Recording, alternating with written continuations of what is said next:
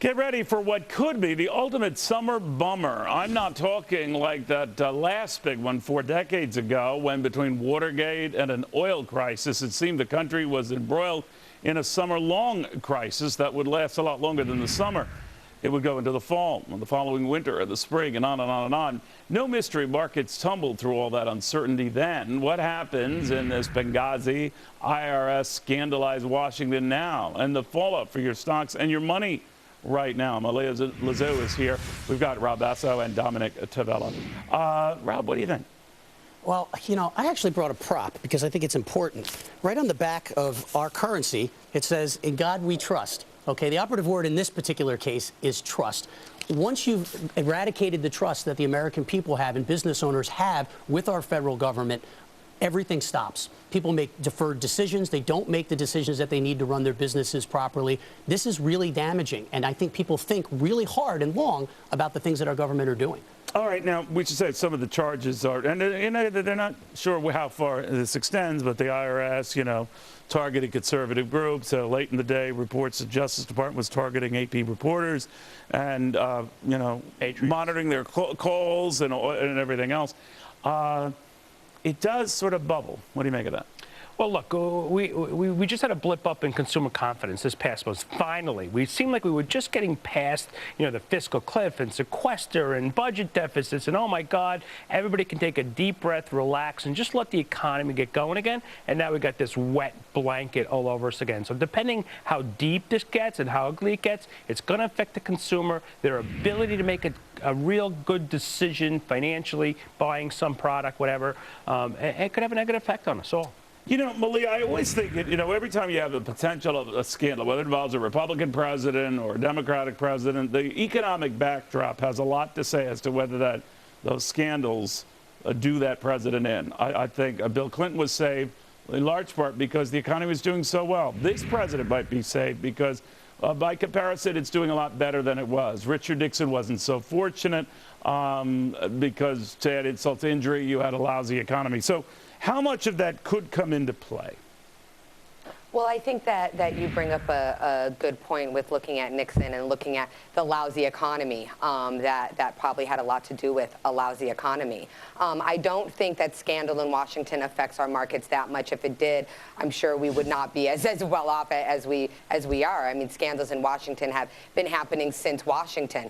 And I think that it's really important that we remember that what creates strong economy are jobs and our government working with its citizens to build its economy. But what and if that's what we need to focus question on that now. government and that trust? What about, to Rob's point, that trust factor with government? What if people begin to question the Justice Department, the IRS? You know what I mean? And I think that the country showed in 2008 that it did, you know, that it wanted a new government, that it didn't have trust for its current government.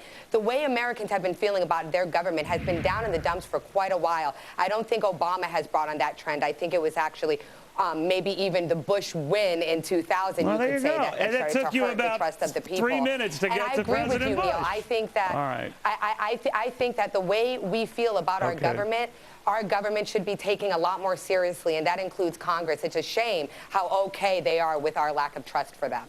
All right, well, but now this could extend to other branches, right? Well, let's not be blind to this. Just because the Dow is soaring and doing fantastic, small and medium-sized business owners are still struggling significantly. I have a little less than 50 people that work for my company. We process $1 billion in other people's payroll on an annual basis. If people don't trust me to do the right job, it's going to affect me in a very significant way. So just because parts of the economy are doing well has nothing to do with the small business economic engine that's actually faltering right now. I know the jobs are getting created. We've got a couple of 100,000 jobs, 160, 70,000 jobs. We really need 300,000 jobs on a monthly basis to get back to our post-recession situation. You know what I thought about, guys? I mean, in the IRS scandal, and Don, you and I were touching on it briefly during the break here, and we raised it early in the show. It's the IRS that's going to have, a very powerful role in this whole administration of the health care law. Thousands of agents hired, and now we have this scandal brewing where they were targeting conservative groups. We don't know from where they were getting the orders or from whom.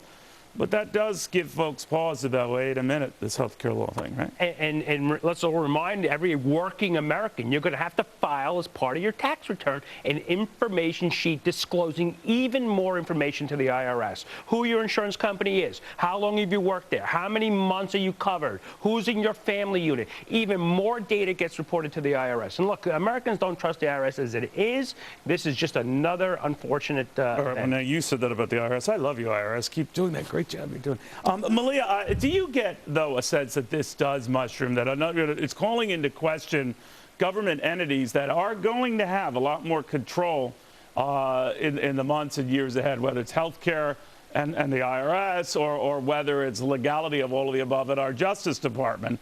And now that both are being brought up and, outright scandals. Well, for me, this, and I think for a lot of us, this isn't the first time that we've heard about stories about Justice Department following people, or we hear they're doing reporters, but, in the 60s and 70s and even 80s, we had a lot of that going on. I do think that government has to be very, very transparent. I know that the president talked about that in the beginning of his administration, and I think it's something he should revisit. Yeah. It is critically important.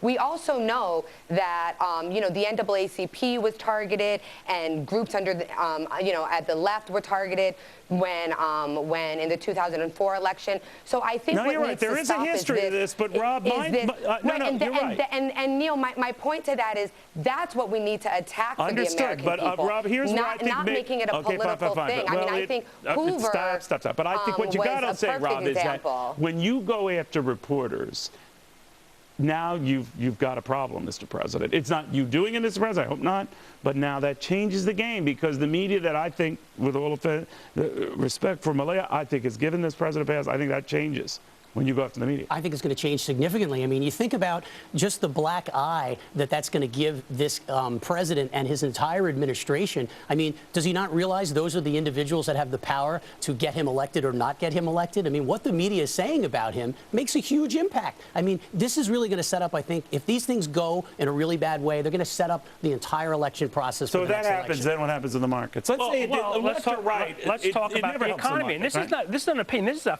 fact. We had basically no growth in the fourth quarter of 2012. When you look at the fiscal cliff and sequester and politics and elections, people stop spending money. In this country, when you stop spending money, somebody doesn't have a job. Zero growth in the fourth quarter, and not very impressive in the first. All right, we shall see. The bottom line is, and I want to thank all of you, whether you're left or right, as all of these folks were pointing out to me, anytime there's huge distractions like this, it doesn't help an economy, it doesn't help markets, and it's the last thing any of us need. So left or right, get ready for some pow.